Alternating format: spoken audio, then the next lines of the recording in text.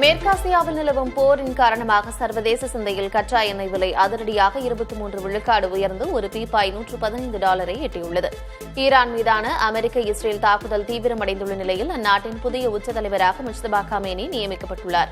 Hormuz நீரிணை வழியாக எண்ணெய் விநியோகம் பாதிக்கப்படலாம் என்ற அச்சத்தால் கடந்த ஒரே வாரத்தில் பிரெண்ட் கச்சா எண்ணெய் 27 விழுக்காடு உயர்ந்துள்ளது. இந்த போர் நீடித்தால் பெட்ரோல் டீசல் விலை மேலும் உயர்ந்து உலகளாவிய பொருளாதார நெருக்கடி ஏற்படக்கூடும் என்று நிபுணர்கள் அஞ்சுகின்றனர். கச்சா எண்ணெய் விலை $115 தொட்டுள்ளதால் பெட்ரோல் டீசல் விலை உயரும் அபாயம் ஏற்பட்டுள்ளது. ஏற்கனவே சமையல் எரிவாயு விலை ₹60 அதிகரிக்கப்பட்டுள்ள நிலையில் போர் தொடர்ந்தால் அது மேலும் அதிகரிக்கும் என அஞ்சப்படுகிறது. 145 கோடி மக்கள் தொகை கொண்ட இந்தியா தனது எண்ணெய் தேவைக்கு 85% வெளிநாடுகளையே சார்ந்துள்ளது. இதற்கு தற்போது அதிக விலை கொடுக்க வேண்டியிருப்பதால் பெட்ரோல் டீசல் விலை உயர்ந்து வாகன போக்குவரத்து செலவிலிருந்து பொருட்கள் உற்பத்தி செலவு வரை எல்லாமே அதிகரிக்கும் அபாயம் உள்ளது. கச்சா எண்ணெய் விலை உயர்வு தற்போதைய நிலையில் விலைவாசியில் பெரிய தாக்கத்தை ஏற்படுத்தாது என மத்திய நிதியமைச்சர் நிர்மலா சீதாராமன் தெரிவித்துள்ளார். நாடாளுமன்றத்தில் கேள்வி ஒன்றுக்கு பதிலளித்த அமைச்சர் நிர்மலா சீதாராமன், நடுத்தர கால அளவில் விலைவாசியில் கச்சா எண்ணெயின் தாக்கம் என்பது அந்நிய செலாவணி ஏற்ற இறக்கங்கள், சர்வதேச தேவைகள் போன்றவற்றை சார்ந்திருக்கும் என்று தெரிவித்தார். கச்சா எண்ணெய் விலை உயர்ந்துள்ள நிலையில் இந்தியாவின் எரிசக்தி பாதுகாப்பு குறித்து நாடாளுமன்றத்தில் விவாதிக்க வேண்டும் என்று காங்கிரஸ் தலைவர் மல்லிகார்ஜுன கார்கே வலியுறுத்தியுள்ளார். மாநிலங்களவையில் பேசிய அவர், மேற்காசிய பதற்ற நிலை ஏழை எளிய மக்களில் இருந்து நாட்டின் பொருளாதாரம் வரை பாதிக்கக்கூடியது என்றும், எனவே இதுகுறித்து நாடாளுமன்றத்தில் குறுகிய கால விவாதம் நடத்த வேண்டும் எனவும் வலியுறுத்தினார். மேலும் 1 கோடி இந்தியர்கள் வளைகுடா நாடுகளில் வசிப்பதால் அவர்கள் பாதுகாப்பு குறித்தும் பேச வேண்டியுள்ளதாக கார்கே குறிப்பிட்டார். மேற்காசியாவில் போர் பதற்றம் உச்சக்கட்டத்தை எட்டியுள்ள நிலையில் குவைத் தனது கச்சா எண்ணெய் உற்பத்தி மற்றும் சுத்திகரிப்பு பணிகளை முன்னெச்சரிக்கையாக நிறுத்தி வைத்துள்ளது. உலக எரிசக்தி விநியோகத்தின் முக்கிய பாதையான ஹோர்முஸ் நீரிணை வழியாக செல்லும் கப்பல்களுக்கு பாதுகாப்பு அச்சுறுத்தல் ஏற்பட்டிருப்பதால் குவைத் பெட்ரோலியம் கார்ப்பரேஷன் இந்த அதிரடி முடிவை எடுத்துள்ளதாக கூறப்படுகிறது. ஏற்கனவே ஈராக் மற்றும் கத்தார் போன்ற நாடுகள் உற்பத்தியை குறைத்துள்ள நிலையில் தற்போது குவைத்தும் அதில் இணைந்துள்ளது. இதனால் சர்வதேச சந்தையில் கச்சா எண்ணெய் விலை கடுமையாக உயரும் என்று அஞ்சப்படுகிறது. கச்சா எண்ணெய் விலை 23 விழுக்காடு அதிகரித்து $115 தொட்டுள்ளது உலக நாடுகளை அதிரச் செய்திருக்கிறது. இதன் எதிரொலியாக இந்திய பங்குச்சந்தைகள் கடும் சரிவில் வர்த்தகமாகி வருகின்றன. சென்செக்ஸ் 1352 புள்ளிகள் சரிந்து 77,566 புள்ளியில் உள்ளது. நிப்டி 422 புள்ளிகள் குறைந்து 24,028 புள்ளிகள் வர்த்தகமானது. ஜப்பான், தென்கொரியா, ஹாங்காங்கில் இருந்து அமெரிக்கா வரை பல்வேறு நாட்டு சந்தைகளும் கடும் சரிவில் வர்த்தகமாகின. கச்சா எண்ணெயின் விலை உயர்வு உலக பொருளாதாரத்தையே முடக்கிவிடும் என்ற அச்சமே பங்குச் சந்தைகளின் சரிவுக்கு காரணமாகும். மேற்காசியாவில் அமைதி நிலவ வேண்டும் என்பதே இந்தியாவின் விருப்பம் என்றும், பிரச்சினைகளுக்கு பேசி தீர்வு காண வேண்டும் என்றும் நாடாளுமன்றத்தில் வெளியுறவுத்துறை அமைச்சர் ஜெய்சங்கர் பேசியுள்ளார். நாடாளுமன்ற பட்ஜெட் தொடரின் 2வது அமர்வு தொடங்கிய நிலையில் மேற்காசிய விவகாரம் குறித்து மாநிலங்களவையில் ஜெய்சங்கர் உரையாற்றினார். மேற்காசிய நகர்வுகளை பிரதமர் மோடி தொடர்ந்து கவனித்து வருவதாக தெரிவித்த ஜெய்சங்கர், கச்சா எண்ணெய் விலை உயர்வை கண்காணித்து வருவதாக விளக்கினார். மேற்காசியாவில் போர் சூழல் தீவிரமடைந்துள்ள நிலையில் இதுவரை சுமார் 67,000 இந்தியர்கள் பாதுகாப்பாக தாயகம் திரும்பியுள்ளதாக வெளியுறவுத்துறை அமைச்சர் எஸ். ஜெய்சங்கர் நாடாளுமன்றத்தில் தெரிவித்துள்ளார். ஈரானில் உள்ள 18,000 இந்தியர்களை மீட்கும் பணிகளுக்கு முன்னுரிமை அளிக்கப்பட்டு வருவதாகவும் அவர் குறிப்பிட்டார். மீட்புப் பணிகளுக்காக சிறப்பு விமானங்கள் மற்றும் கடற்படை கப்பல்கள் தயார் நிலையில் உள்ளன என்றும், தெஹ்ரான் மற்றும் டெல் அவீவ் நகரங்களில் 24 மணி நேர கட்டுப்பாட்டு அறைகள் அமைக்கப்பட்டுள்ளன என்றும் அமைச்சர் ஜெய்சங்கர் தெரிவித்தார். ஈரானின் புதிய உச்ச தலைவராக முஜ்தபா கமேனி பதவியேற்றதை அடுத்து இஸ்ரேல் மீது ஈரான் மீண்டும் சரமாரி ஏவுகணை தாக்குதலை நடத்தியுள்ளது. அதிகாலை டெல் அவீவ் நகரில் போர் அபாய சங்குகள் முழங்கின. பல ஏவுகணைகள் நடுவானிலேயே இடைமறித்து அளிக்கப்பட்டாலும் ஜெருசலேம் பகுதியில் பெரும் வெடிப்பு சத்தம் கேட்டதாக தகவல்கள் தெரிவிக்கின்றன.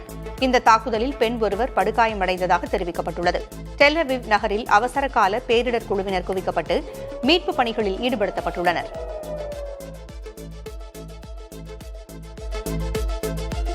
ஈரானின் புதிய உயர் தலைவராக முஜ்தபா கமேனி பொறுப்பேற்ற சில மணி நேரங்களிலேயே இஸ்ரேல் மீது ஈரான் மிகப்பெரிய ஏவுகணை தாக்குதலை தொடங்கியுள்ளது. டெல் அவீவ் மற்றும் ஹைஃபா உள்ளிட்ட முக்கிய நகரங்களில் வான்வழி தாக்குதலுக்கான எச்சரிக்கை சைரன்கள் தொடர்ச்சியாக ஒலித்து வருகின்றன. மக்கள் அனைவரும் உடனடியாக பாதுகாப்பான இடங்களுக்கு செல்லுமாறு இஸ்ரேலிய ராணுவம் உத்தரவிட்டுள்ளது. அலியன் வலி அல்லா என்று பெயரிடப்பட்டுள்ள இந்த தாக்குதலில் நூற்றுக்கணக்கான ஏவுகணைகள் ஏவப்பட்டுள்ளதாக தெரிகிறது. அமெரிக்கா மற்றும் இஸ்ரேல் உடனான போரில் காயமடைந்த மக்களை ஈரான் அதிபர் மசூத் பெஷக்கியான் நேரில் சந்தித்து ஆறுதல் கூறினார்.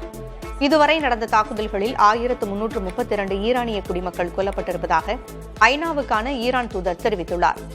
இதற்கிடையே குவைத்தில் உள்ள அமெரிக்க தளங்கள் மீது ஈரான் ஏவுகணை தாக்குதல் நடத்தியுள்ள நிலையில் ஈரானின் அணு ஆயுத முயற்சி தங்களுக்கு அச்சுறுத்தல் என கூறி அமெரிக்க அதிபர் டொனால்டு டிரம்ப் இந்த தாக்குதலை நியாயப்படுத்தியுள்ளார். லெபனான் தலைநகர் பெய்ரூட்டின் தெற்கு புறநகர் பகுதிகளை உடனடியாக காலி செய்யுமாறு இஸ்ரேல் ராணுவம் விடுத்த அதிரடி உத்தரவை தொடர்ந்து லட்சக்கணக்கான மக்கள் தங்கள் வீடுகளை விட்டு வெளியேறி வருகின்றனர். பிரிட்டானிய ஆற்றுக்கு தெற்கே உள்ள பகுதிகளை திறந்தவெளி போர் மண்டலமாக இஸ்ரேல் அறிவித்துள்ளதால் சுமார் 20 லட்சம் மக்களின் வாழ்வாதாரம் கேள்விக்குறியாகியுள்ளது. அரசு பள்ளிகள் மற்றும் கட்டடங்கள் தற்காலிக முகாம்களாக மாற்றப்பட்டுள்ளன. ஈரான் அரசுக்கு எதிராக போரிட அமெரிக்காவுடன் கூட்டணி வைக்க வேண்டாம் என ஈரானிய குர்துகளுக்கு சிரியாவில் உள்ள குர்திஷ் மக்கள் எச்சரிக்கை விடுத்துள்ளனர். சிரியாவில் தங்களுக்கு ஏற்பட்ட கசப்பான அனுபவங்களை குறிப்பிட்ட அவர்கள் அமெரிக்கா எப்போது வேண்டுமானாலும் தங்களை கைவிடக்கூடும் என்று தெரிவித்துள்ளனர். ஈரான் மீது அமெரிக்கா மற்றும் இஸ்ரேல் வான்வழி தாக்குதல்களை நடத்தி வரும் நிலையில் தங்களுக்கு முறையான பாதுகாப்பு உத்தரவாதம் அளிக்கப்பட்டால் மட்டுமே போரில் ஈடுபட முடியும் என்று குர்திஷ் தலைவர்கள் நிபந்தனை விதித்துள்ளனர். தமிழ்நாட்டிலிருந்து மாநிலங்களவை தேர்தலுக்கு வேட்புமனு தாக்கல் செய்திருந்த 6 பேரும் போட்டியின்றி தேர்வு செய்யப்பட்டனர். அதன்படி திமுக சார்பில் திருச்சி சிவா, கான்ஸ்டன்டைன் ரவீந்திரன் இருவரும் போட்டியின்றி தேர்வாகியுள்ளனர். அதிமுக சார்பில் தம்பிதுரை, காங்கிரசிலிருந்து கிறிஸ்டோபர் திலக், பாமகவில் அன்புமணி ராமதாஸ், தேமுதிக சார்பில் LK சுதீஷ் ஆகியோரும் மாநிலங்களவைக்கு தேர்வாகியுள்ளனர். இதன் மூலம் திருச்சி சிவா, தம்பிதுரை, அன்புமணி மூவரும் மீண்டும் மாநிலங்களவை MP ஆகியுள்ளது குறிப்பிடத்தக்கது.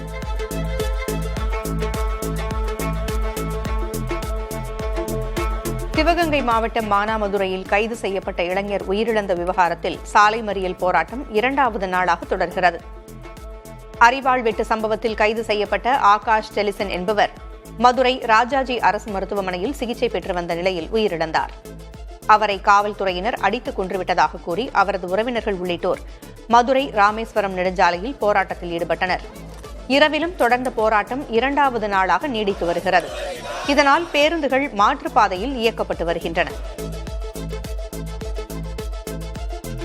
சிவகங்கையில் குற்ற வழக்கில் பிடிபட்ட கைதி ஆகாஷ் உயிரிழந்த வழக்கு CBCIDக்கு மாற்றம் செய்யப்பட்டுள்ளது. காவலர்கள் அடித்துக் கொன்றுவிட்டதாக குடும்பத்தினர் புகார் கூறிய நிலையில் வழக்கு CBCID விசாரணைக்கு மாற்றப்பட்டுள்ளது. ஆகாஷ் மரணத்திற்கு நீதி கேட்டு ராமேஸ்வரம் சாலையில் உறவினர்கள் தொடர்ந்து மறியலில் ஈடுபட்டு வருகின்றனர். இதனால் போக்குவரத்து கடுமையாக பாதிக்கப்பட்டுள்ளது. நெல்லை மாவட்டம் நாங்குநேரி இரட்டை படுகொலை சம்பவத்தில் கொல்லப்பட்ட ஜானின் உடலை 8 நாட்களுக்கு பிறகு குடும்பத்தினர் பெற்றுக் கொண்டனர்.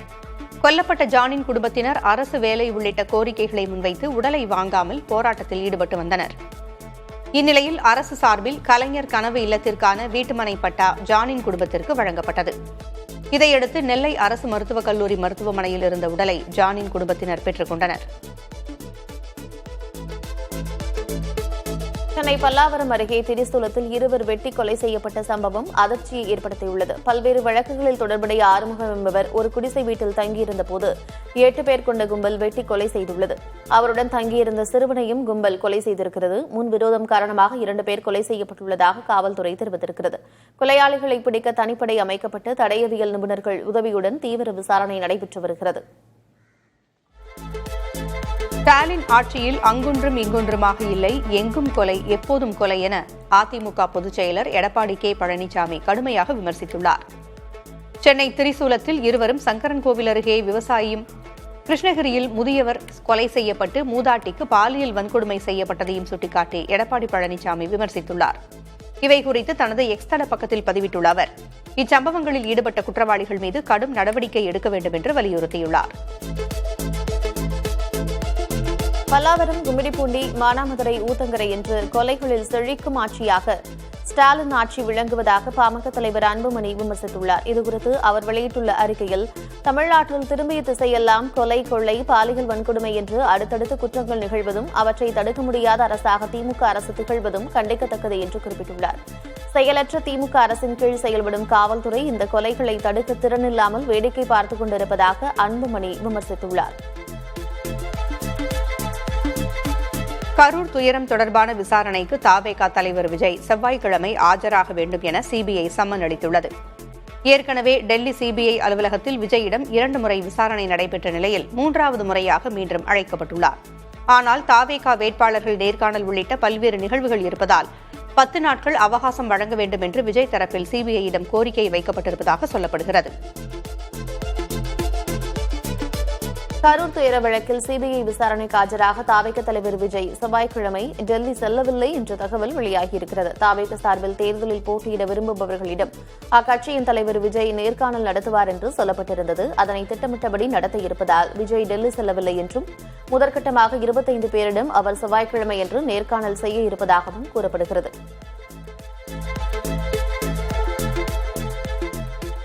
விஜயின் மக்கள் சந்திப்பை முடக்கும் வகையிலான வழிகாட்டு நெறிமுறைகளை திரும்பப் பெற வலியுறுத்தி தவேக தலைமை ஆர்ப்பாட்டம் அறிவித்துள்ளது.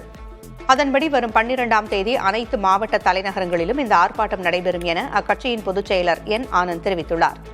மேலும் சாதிவாரி கணக்கெடுப்பு ஆய்வுக்கான அரசாணையை வெளியிட வலியுறுத்தியும் தமிழகம் எங்கும் பரவலாகி வரும் போதைப் பொருட்களை தடுக்க தவறிய தமிழக அரசை கண்டித்தும் இந்த ஆர்ப்பாட்டம் நடைபெறும் என்று குறிப்பிட்டுள்ளார். தமிழகத்தில் அதிமுக ஆட்சி அமைத்தால்தான் பீகார் நிலை ஏற்படும் என்றும் அதிமுக ஆட்சி அமைக்க வாய்ப்பே இல்லை என்றும் மார்க்சிஸ்ட் கம்யூனிஸ்ட் கட்சியின் மாநில செயலர் சண்முகம் தெரிவித்துள்ளார். சமையல் எரிவாயு சிலிண்டர் விலை உயர்வை உடனடியாக திரும்பப் பெற வேண்டும் என்று சென்னை பாரிமுனையில் சண்முகம் தலைமையில் கண்டன ஆர்ப்பாட்டம் நடைபெற்றது. அப்போது செய்தியாளர்களிடம் பேசிய அவர், சிலிண்டர் விலை உயர்வால் அனைத்து தரப்பு மக்களும் பாதிக்கப்படுவார்கள் என்று குறிப்பிட்டுள்ளார்.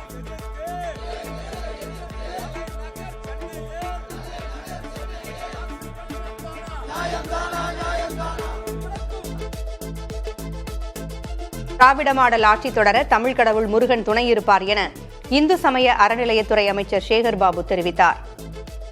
தஞ்சையில் சுவாமிமலை கோயிலில் புதிதாக அமைக்கப்பட்ட மின்தூக்கியை திறந்து வைத்த பின்னர் செய்தியாளர்களிடம் பேசிய அவர், மகாமகம் தொடர்புடைய 12 கோவில்களிலும் குடமுழுக்கு மேற்கொள்வதற்கான பணிகளை தொடங்கியுள்ளதாகவும் குறிப்பிட்டுள்ளார்.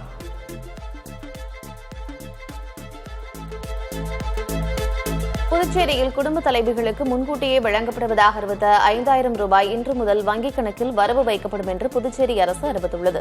சுமார் 63000 குடும்ப தலைவிகளுக்கு மகளிர் உதவித்தொகை 5000 ரூபாய் வழங்குவதன் மூலம் அரசுக்கு 31 கோடி ரூபாய் செலவாகும் என்று தெரிவிக்கப்பட்டுள்ளது. சட்டமன்ற தேர்தலை முன்னிட்டு தமிழகத்தில் 3 மாதங்களுக்கான மகளிர் உதவித்தொகை முன்கூட்டியே வழங்கப்பட்ட நிலையில் புதுச்சேரியில் தற்போது 2 மாதத்திற்கான மகளிர் உதவித்தொகை முன்கூட்டியே வழங்கப்படுவது குறிப்பிடத்தக்கது. தென் தமிழகத்திலிருந்து கடலோர கர்நாடகா வரை வளிமண்டல கீழடுக்கு சுழற்சி நிலவுவதாக வானிலை ஆய்வு மையம் தெரிவித்துள்ளது. 2 நாட்களுக்கு தமிழக கடலோர மாவட்டங்களில் ஓரிரு இடங்களிலும் புதுச்சேரி மற்றும் காரைக்கால் பகுதிகளிலும் மழை பெய்யக்கூடும் என்று குறிப்பிடப்பட்டுள்ளது. உள் தமிழகத்தில் வறண்ட வானிலை நிலவக்கூடும் என்றும் தெரிவித்துள்ளது. வரும் 11ஆம் தேதி முதல் 15ஆம் தேதி வரை தென் தமிழகத்தில் ஓரிரு இடங்களில் மழை பெய்யக்கூடும் என்று வானிலை ஆய்வு மையம் கூறியுள்ளது. தமிழகம், புதுச்சேரி மற்றும் காரைக்கால் பகுதிகளில் 3 நாட்களுக்கு அதிகபட்ச வெப்பநிலை இயல்பை ஒட்டி இருக்கக்கூடும் என்று வானிலை ஆய்வு மையம் தெரிவித்துள்ளது. வரும் 12, 13ஆம் தேதிகளில் அதிகபட்ச வெப்பநிலை ஓரிரு இடங்களில் இயல்பை விட 2 டிகிரி செல்சியஸ் அதிகமாக இருக்கக்கூடும் என்றும் குறிப்பிட்டுள்ளது. சென்னையை பொறுத்தவரை அதிகபட்ச வெப்பநிலை 32 முதல் 33 டிகிரி செல்சியஸை ஒட்டியும் குறைந்தபட்ச வெப்பநிலை 25 முதல் 26 டிகிரி செல்சியஸை ஒட்டியும் இருக்கக்கூடும் என்றும் வானிலை ஆய்வு மையம் கூறியிருக்கிறது. ஈரான் மற்றும் அமெரிக்கா, இஸ்ரேல் இடையிலான போரின் தாக்கம் குறித்து செவ்வாய்க்கிழமை பிரதமர் மோடி தலைமையிலான மத்திய அமைச்சரவை ஆலோசனை நடத்தவுள்ளது. இப்போரின் காரணமாக ஏற்கனவே இந்தியாவில் சமையல் எரிவாயு சிலிண்டரின் விலை உயர்ந்துள்ளது. உலகச் சந்தையில் கச்சா எண்ணெய் விலை பேரலுக்கு $120 தாண்டியுள்ளதால் இந்தியாவில் எரிவாயு விலை உயரக்கூடும் என்று அஞ்சப்படுகிறது. எனவே ரஷ்யாவிடம் கூடுதல் கச்சா எண்ணெய் கொள்முதல் செய்வது குறித்து மத்திய அமைச்சரவை ஆலோசிக்கலாம் என தெரிகிறது.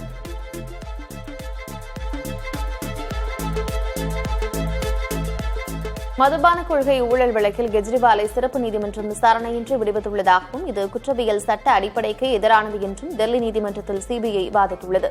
ஊழல் வழக்கில் கெஜ்ரிவால் சிசோடியாவை கீழ் நீதிமன்றம் விடுவித்ததை எதிர்த்து டெல்லி உயர்நீதிமன்றத்தில் சிபிஐ மேல்முறையீடு செய்துள்ளது. அப்போது வாதிட்ட அரசு வழக்கறிஞர் துஷார் மேத்தா மதுபான கொள்கை ஊழல் மிகப்பெரியது என்றும் சதித்திட்டம் மற்றும் கையூட்டு வழங்கப்பட்டதற்கான மிக துல்லியமான ஆதாரங்களை சிபிஐ திரட்டியுள்ளதாகவும் கூறினார். இதன்பின் சிபிஐயின் மனு குறித்து பதிலளிக்க கெஜ்ரிவால், சிசோடியா உள்ளிட்ட 21 பேருக்கு உத்தரவிட்டு விசாரணையை வரும் 16ஆம் தேதிக்கு நீதிபதி ஒத்திவைத்தார். மேற்கு வங்கத்தில் அங்கீகரிக்கப்பட்ட தேசிய மற்றும் மாநில கட்சிகளின் பிரதிநிதிகளோடு தலைமை தேர்தல் ஆணையர் ஞானேஷ்குமார் ஆலோசனை நடத்தினார். அப்போது சில கட்சிகள் சட்டமன்ற தேர்தலை 1 அல்லது 2 கட்டங்களாக நடத்த வேண்டும் என்று வலியுறுத்தினார். அதேபோல் காவல் உள்ளிட்ட பல்வேறு துறை அதிகாரிகளுடனும் ஞானேஷ்குமார் ஆலோசனை நடத்தினார். சட்டமன்ற தேர்தலை எதிர்நோக்கியுள்ள மாநிலங்களில் தேர்தல் ஆணையத்தின் ஆய்வு நிறைவடைவதால் தேர்தல் தேதி விரைவில் அறிவிக்கப்படும் என்று எதிர்பார்க்கப்படுகிறது. மேற்குவங்க மாநிலத்தின் புகழ்பெற்ற காலிகாட் சக்திபீட கோயிலுக்கு தரிசனம் செய்யச் சென்ற தலைமை தேர்தல் ஆணையர் ஞானேஷ்குமாருக்கு எதிராக கோயில் வாசலில் திரண்ட போராட்டக்காரர்கள் கருப்பு கொடி காட்டி முழக்கங்களை எழுப்பியதால் பரபரப்பு ஏற்பட்டது. தேர்தல் ஆணையத்தின் வாக்காளர் பட்டியல் சிறப்பு தீவிர திருத்தத்திற்கு மேற்கு வங்கத்தின் ஆளும் கட்சியான திரிணாமுல் காங்கிரஸ் மற்றும் பிற கட்சிகள் கடுமையாக எதிர்ப்பை தெரிவித்து வருகின்றன. இந்த சூழலில் சட்டமன்ற தேர்தல் ஆயத்தப் பணிகளை ஆய்வு செய்ய வந்துள்ள ஞானேஷ்குமாருக்கு எதிராக பல இடங்களில் போராட்டம் நடத்தப்பட்டு வருகிறது. மஞ்சுமல் பாய்ஸ் திரைப்பட இயக்குநர் சிதம்பரத்திற்கு எர்ணாகுளம் மாவட்ட நீதிமன்றம் முன்ஜாமீன் வழங்கியுள்ளது. 2022ஆம் ஆண்டு கேரளாவின் எலங்குளத்தில் நடிகையிடம் தவறாக நடந்து கொண்டதாக எர்ணாகுளம் தெற்கு காவல்துறையினர் வழக்கு பதிவு செய்தனர். ஆனால் சம்பவம் நடந்ததாக கூறப்படும் காலத்திலிருந்து 4 ஆண்டுகள் கழித்து புகார் அளிக்கப்பட்டதில் உள்நோக்கம் இருப்பதாக சிதம்பரம் தரப்பில் நீதிமன்றத்தில் வாதிடப்பட்டது. இதையடுத்து விசாரணைக்கு முழு ஒத்துழைப்பு வழங்க வேண்டும், சாட்சிகளை கலைக்கக்கூடாது என்பன உள்ளிட்ட நிபந்தனைகளோடு இயக்குநர் சிதம்பரத்திற்கு நீதிமன்றம் முன்ஜாமீன் வழங்கியுள்ளது. ஒடிஷா மாநிலத்தில் புகழ்பெற்ற பாரம்பரிய திருவிழாக்களில் ஒன்றான பஞ்ச்தோலா திருவிழா விமரிசையாக தொடங்கியது. பான்பூரில் தொடங்கிய நிகழ்வில் பல்லாயிரக்கணக்கானோர் பங்கேற்றனர். வண்ண விளக்குகளால் அலங்கரிக்கப்பட்ட சப்பரங்களும் சிறு ரதங்களும் ஊர்வலமாக வந்த நிலையில் சங்குகள் ஊதி இசைக்கருவிகளும் இசைக்கப்பட்டன.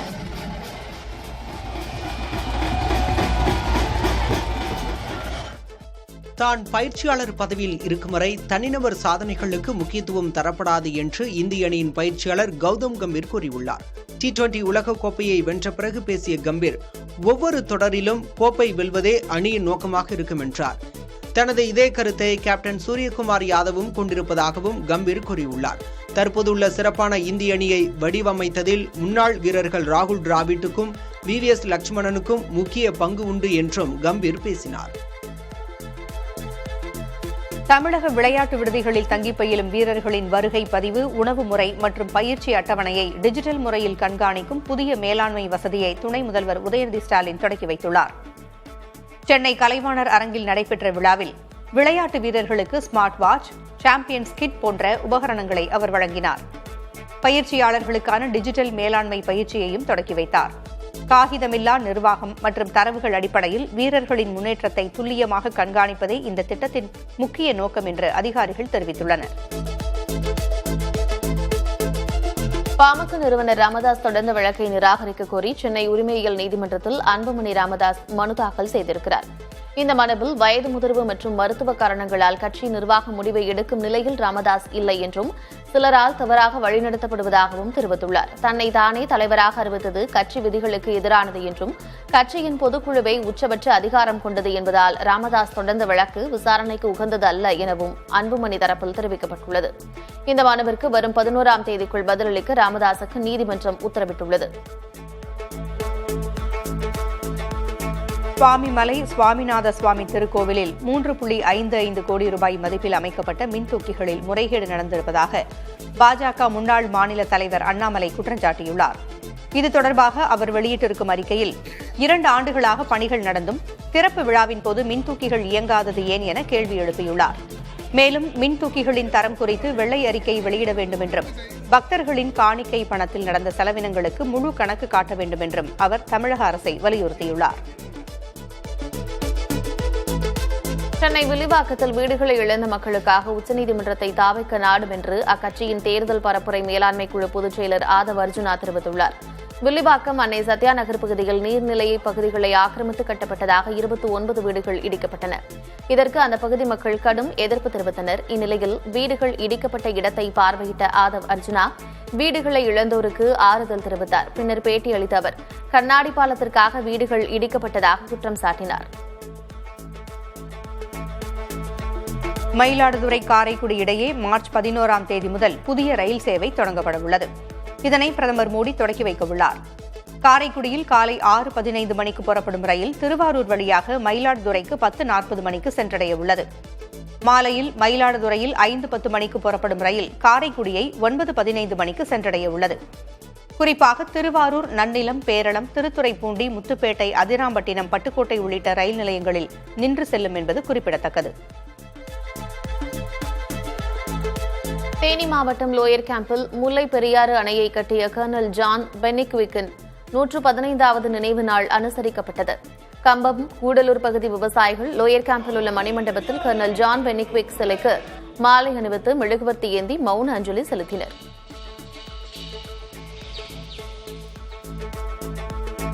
தென்கொரியா மற்றும் அமெரிக்கா இடையிலான ஃப்ரீடம் ஷீல்டு கூட்டு ராணுவ பயிற்சிக்கு எதிர்ப்பு தெரிவித்து சியோலில் உள்ள அமெரிக்க தூதரகம் முன்பாக நூற்றுக்கணக்கானோர் போராட்டத்தில் ஈடுபட்டனர். இந்த பயிற்சி கொரிய தீபகற்பத்தில் பெரும் போர் நெருக்கடியை உருவாக்கும் என்று போராட்டக்காரர்கள் முழக்கமிட்டனர். ஈரான் போர் சூழலை குறிப்பிட்டு பேசிய போராட்டக்காரர்கள் தென்கொரியாவில் உள்ள அமெரிக்க ராணுவ தளங்கள் தாக்குதலுக்கு உள்ளாகும் அபாயம் இருப்பதாக எச்சரித்தனர். இருப்பினும் இது தற்காப்பிற்கான வழக்கமான பயிற்சி மட்டுமே என்று அமெரிக்க மற்றும் தென்கொரிய அதிகாரிகள் விளக்கமளித்துள்ளனர். சுவிட்சர்லாந்தில் நடைபெற்ற 56வது எங்காடினோ ஸ்கை மாரத்தான் போட்டியில் ஒலிம்பிக் சாம்பியன் ஐனார் ஹெடேகார்ட் முதலிடம் பிடித்து அசத்தியிருக்கிறார். சுமார் 12,000க்கும் மேற்பட்ட வீரர்கள் பங்கேற்ற இந்த 42 கிலோமீட்டர் பனிச்சறுக்கு பந்தயத்தை அவர் 1 மணி நேரம் 30 நிமிடங்களில் கடந்து வெற்றி பெற்றார்.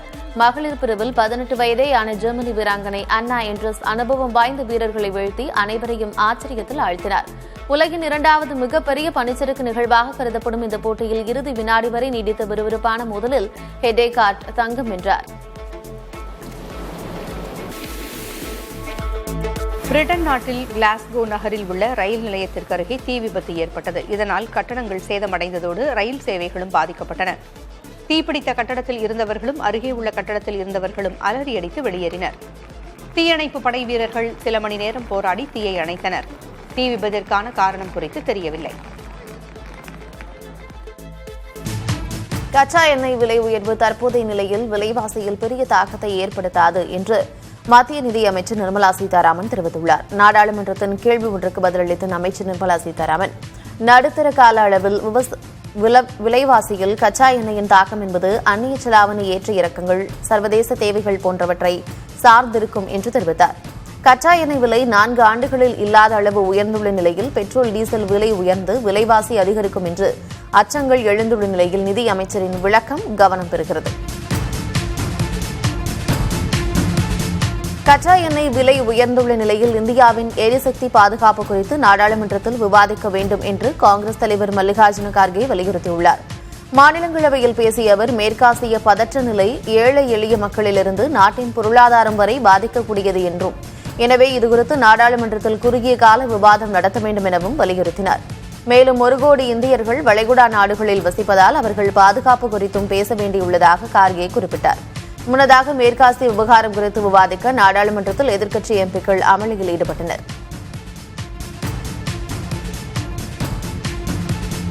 கச்சா எண்ணெய் விலை 23 விழுக்காடு அதிகரித்து $115 தொட்டுள்ளது உலக நாடுகளை அதிரச் செய்திருக்கிறது. இதன் எதிரொலியாக இந்திய பங்குச்சந்தைகள் கடும் சரிவில் வர்த்தகமாகி வருகின்றன. வர்த்தக தொடக்கத்தில் சென்செக்ஸ் 2345 புள்ளிகள் சரிந்து 76,573 புள்ளியில் இருந்தது. நிப்டி 708 புள்ளிகள் குறைந்து 23,741 புள்ளியில் வர்த்தகமானது. ஜப்பான், தென்கொரியா, ஹாங்காங்கிலிருந்து அமெரிக்கா வரை பல்வேறு நாட்டு சந்தைகளும் கடும் சரிவில் வர்த்தகமாகின. கச்சா எண்ணெயின் விலை உயர்வு உலக பொருளாதாரத்தையே முடக்கிவிடும் என்ற அச்சமே பங்குச் சந்தைகளின் சரிவுக்கும் காரணமாகும். மேற்காசியாவில் அமைதி நிலவ வேண்டும் என்பதே இந்தியாவின் விருப்பம் என்றும், பிரச்சினைகளுக்கு பேசி தீர்வு காண வேண்டும் என்றும் நாடாளுமன்றத்தில் வெளியுறவுத்துறை அமைச்சர் ஜெய்சங்கர் பேசியுள்ளார். நாடாளுமன்ற பட்ஜெட் தொடரின் 2வது அமர்வு தொடங்கிய நிலையில் மேற்காசிய விவகாரம் குறித்து மாநிலங்களவையில் ஜெய்சங்கர் உரையாற்றினார். மேற்காசிய நகர்வுகளை பிரதமர் நரேந்திர மோடி தொடர்ந்து கவனித்து வருவதாக தெரிவித்த ஜெய்சங்கர் கச்சா எண்ணெய் விலை உயர்வை கண்காணித்து வருவதாகவும் விளக்கினார். இதற்கிடையே மேற்காசிய விவகாரத்தில் விரிவான விவாதம் கோரி எதிர்க்கட்சி எம்பிக்கள் முழக்கம் எழுப்பினர்.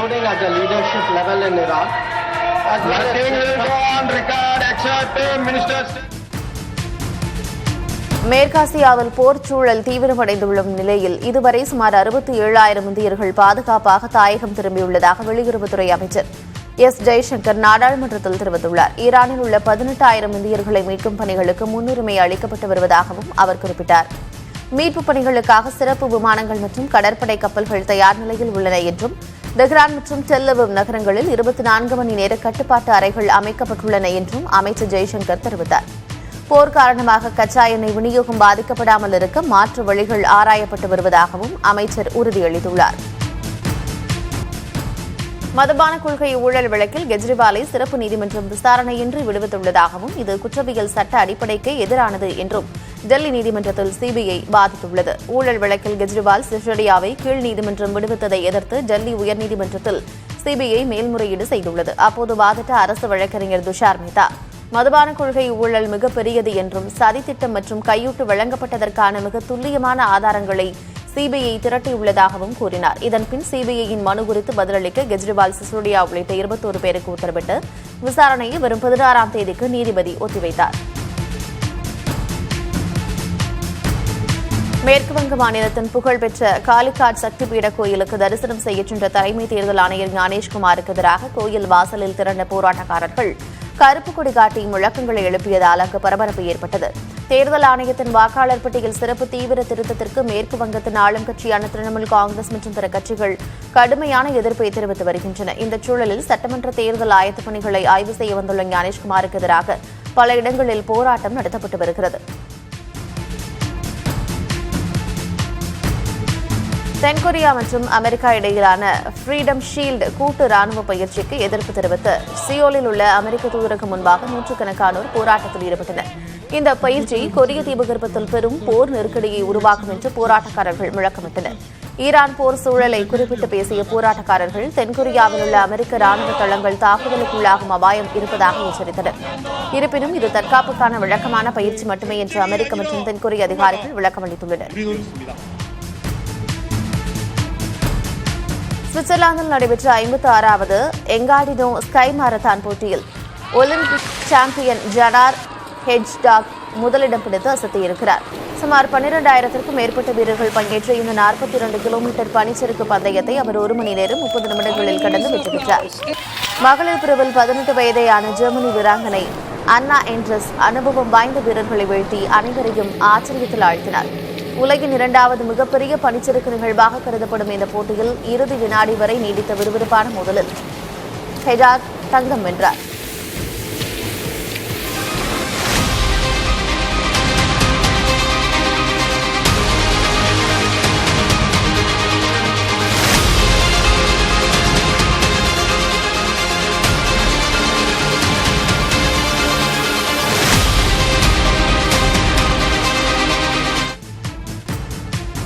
பிரிட்டன் நாட்டில் கிளாஸ்கோ நகரில் உள்ள ரயில் நிலையம் அருகே தீ விபத்து ஏற்பட்டது. இதனால் கட்டடங்கள் சேதமடைந்ததுடன் ரயில் சேவைகளும் பாதிக்கப்பட்டன. தீப்பிடித்த கட்டடத்தில் இருந்தவர்களும் அருகே உள்ள கட்டடத்தில் இருந்தவர்களும் அலறி அடித்து வெளியேறினர். தீயணைப்பு படை வீரர்கள் சில மணி நேரம் போராடி தீயை அணைத்தனர். தீ விபத்துக்கான காரணம் குறித்து தெரியவில்லை.